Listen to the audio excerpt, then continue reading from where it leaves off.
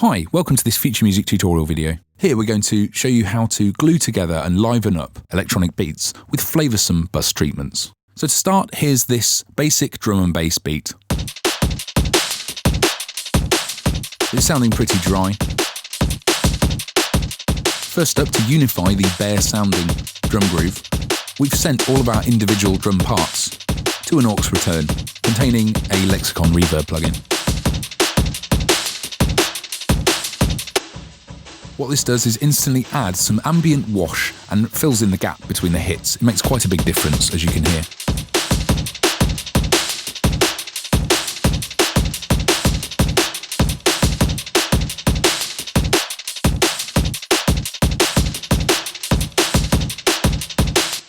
Next, we've grouped all of these drums to one single group output for collective processing. And here we've dialed in a heavy dose of parallel compression, and this is pulling up the drum sustain, creating an assertive sense of pump.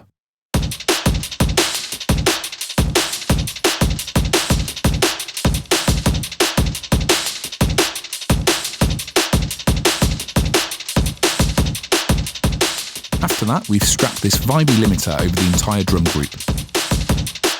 Rather than simply taming erroneous peaks, this device is slamming the individual sounds together for a slightly saturated 90s hardware flavour. As we turn the plugin on and off, you can hear what that's doing.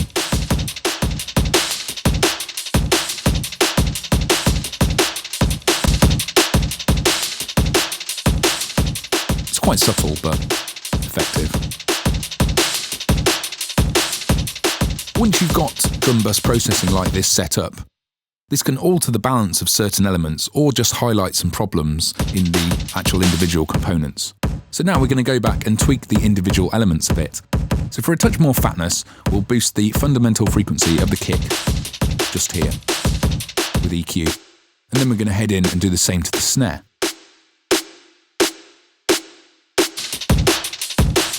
Let's just beef things out a bit more.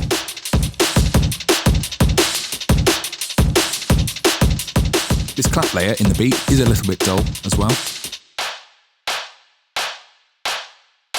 So we'll brighten it up with a high shelf EQ boost. And then, because it could do with it being a bit wider, this clap, we've widened it with a bit of room reverb.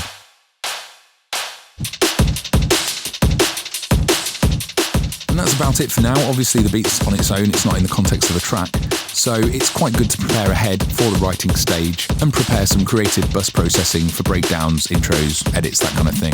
So here we're using Bitwig Studio's stock flanger device.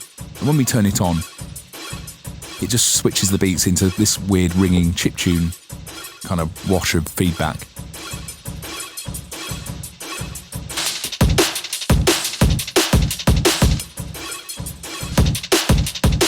And that's really cool because when we actually make our track, we can just punch this on in the arrangement with automation, punch on the flanger and just change the character a bit. Gives us something to work with in the context of a piece of music.